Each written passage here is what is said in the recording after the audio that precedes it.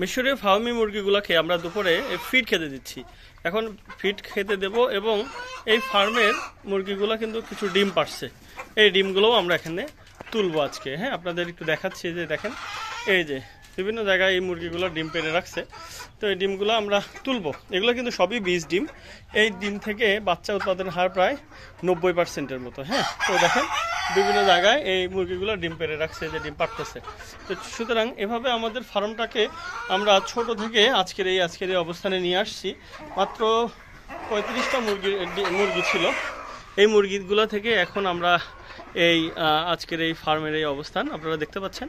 তো সুতরাং আপনাদের প্রত্যেকেরই একটা প্রত্যাশা যে মুরগিগুলা বেশি পালার দরকার নাই, অল্প কিছু মুরগি পালবেন, কিন্তু সেইগুলোকে একটা সিস্টেমেটিক ওয়েতে যদি আপনি পালতে পারেন তাহলে আপনার এই মুরগিগুলা থেকে আপনি প্রতি মাসে ভালো কিছু ইনকাম করতে পারবেন। পাশাপাশি আপনার বাড়িতে ডিমের এবং মাংসের চাহিদাগুলো এই মুরগিগুলো আপনাকে প্রোভাইড করবে।